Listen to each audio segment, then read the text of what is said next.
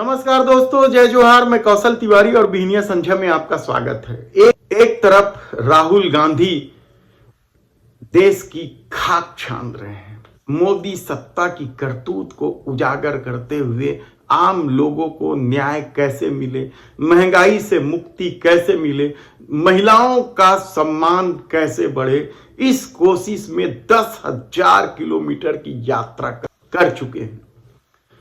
पग पग लोगों से मिल रहे हैं। क्या मजदूर, क्या महिला, क्या युवा, क्या किसान, सबसे मिलकर उनकी व्यथा को सुन रहे हैं। तो दूसरी तरफ छत्तीसगढ़ में किस तरीके से कुछ कांग्रेसी भारतीय जनता पार्टी के दबाव में या पैसों की लालच में कांग्रेस को ही नुकसान पहुंचाने का काम कर रहे हैं।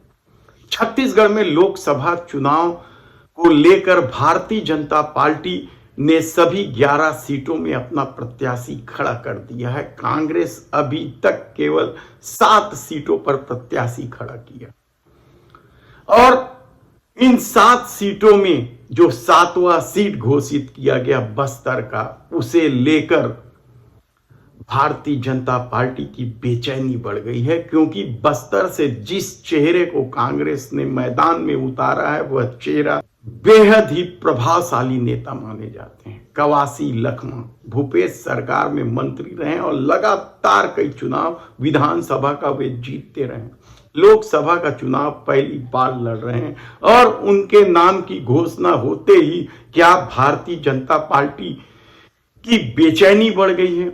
और शायद यही वजह है कि विष्णुदेव साय यानी छत्तीसगढ़ के मुख्यमंत्री विष्णुदेव साय ने कवासी लखमा को बलि का बकरा बना दिया, जबकि यह बात सभी जानते हैं कि कवासी लखमा अपने बेटे के लिए टिकट मांग रहे थे। यानी सोचिए, जो व्यक्ति को इतना भरोसा हो कि वह अपने बेटे की राजनीतिक जीवन शुरू कर सकते हैं संसद के जरिए, उस व्यक्ति के बारे में यदि विष्णुदेव साय का बयान है कि बलि का बकरा बनाया जा रहा है तो इसे हास्यास्पद नहीं तो और क्या कहा जाएगा। दरअसल राजनीति का खेल ही इसी तरह का हो गया है कि कुछ भी बात किया जाए। और शायद यही वजह है कि पिछले दिनों बृजमोहन अग्रवाल ने सचिन पायलट के बैठक को लेकर सवाल उठाते हुए यहां तक कह दिया कि यहां वे कुछ नहीं कर पाएंगे, उन्हें राजस्थान जाकर मेहनत करनी चाहिए। हकीकत तो यह है कि पार्टी में प्रभारियों की परंपरा रही है। भारतीय जनता पार्टी से भी प्रभारी आते रहे हैं इस तरीके से, लेकिन बृजमोहन अग्रवाल के बयान को लेकर कई तरह की टिप्पणी भी सामने आ रही है। कुछ लोगों का कहना है कि वे अपने ही पार्टी के प्रभारी मंत्रियों से परेशान रहते हैं और वे चुनाव नहीं लड़ना चाहते थे, इसलिए वे इस तरह की टिप्पणी कर रहे हैं। हालांकि विकास उपाध्याय को लेकर भी साजिश रची गई और कहा गया कि वे चुनाव नहीं लड़ना चाहते, टिकट लौटाने दिल्ली पहुंच गए, पता नहीं क्या क्या कहा गया। तब विकास उपाध्याय को सामने आकर अपना वीडियो बनाकर यह बताना पड़ा कि वे कांग्रेस के सच्चे सिपाही और चुनाव से नहीं भागेंगे बल्कि चुनाव जीत रहे हैं। और शायद विकास उपाध्याय की इसी शैली से भारतीय जनता पार्टी की दिक्कत बढ़ गई है। सवाल आप कई उठा सकते हैं, हालांकि जो परसेप्शन बनाया गया वह यह परसेप्शन बनाया गया है बृजमोहन अग्रवाल तो चुनाव जीत ही जाएंगे। जब सुनील सोनी जैसा व्यक्ति 3.5 लाख से चुनाव जीत सकता है तो फिर बृजमोहन अग्रवाल उससे ज्यादा वोटों से जीतेंगे। यह परसेप्शन बनाया जा रहा है। उनके जो समर्थक हैं, जिनमें कांग्रेस के नेता भी शामिल है, वे यही कह रहे हैं कि इस बार बृजमोहन अग्रवाल रिकॉर्ड वोटों से जीतेंगे। शायद कांग्रेस के उन नेताओं को जमीनी हकीकत का अंदाजा नहीं होगा, या राहुल गांधी ने जो गरीब महिलाओं के लिए साल में 1 लाख रुपए तक देने की बात कही है, किसानों के लिए एमएसपी में कानूनी गारंटी, मजदूरों के लिए न्याय योजना सहित कई घोषणाओं ने जमीनी स्तर पर कांग्रेस की स्थिति में सुधार लाया है। और शायद बृजमोहन अग्रवाल के प्रभाव की वजह से वे कांग्रेसी भी अब गली चौराहे में यह परसेप्शन बनाने में लगे। लेकिन इससे भी बड़ी बात तो ये है कि क्या सचमुच विकास उपाध्याय को बुरी तरीके से हराने के लिए जो खेल खेला जा रहा है उसमें कांग्रेसी भी शामिल हो गए। हमने पहले भी बताया कि किस तरीके से राजधानी के कांग्रेसी बृजमोहन अग्रवाल के प्रभाव में या उनके पैसे के आगे घुटने टेकते रहे। ऐसे कई उदाहरण हैं, समय समय पर मीडिया रिपोर्ट आती रही है कि कौन सा नेता किस तरीके से जाकर बृजमोहन अग्रवाल से अपने संबंध मधुर कर रहे हैं। लेकिन आप यकीन नहीं करेंगे, इससे भी बड़ा खेल होली के पहले शुरू हुआ।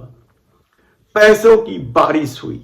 किस सेठ ने पैसे बरसाए सब जानते हैं, और पैसे की बारिश इस कदर हुई कि क्या रंग गुलाल, क्या पिचकारी और क्या दारू की बोतल और क्या कुछ नकदी लिफाफे तक सौंपे गए।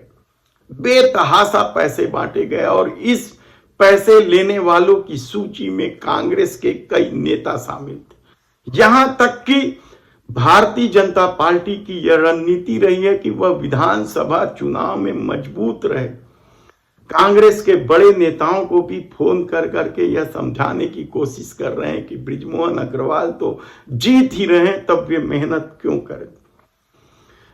कहा तो यहां तक जा रहा है कि विकास उपाध्याय जिन लोगों पर भरोसा कर रहे हैं वे लोग ही बृजमोहन अग्रवाल से मिले हुए हैं। तो क्या सचमुच ऐसी परिस्थितियां बन रही है कि विकास उपाध्याय को अब 5 लाख से अधिक वोटों से हार का सामना करना पड़ेगा। सवाल ये नहीं है कि विकास उपाध्याय हार रहे हैं या जीत रहे हैं, लेकिन सवाल सबसे बड़ा तो ये है कि जो लोग कांग्रेस के नाम से खा रहे हैं, कांग्रेस के नाम से जिनकी पहचान है, वे तक यदि इस साजिश में शामिल हैं तो फिर इसे क्या कहा जाए।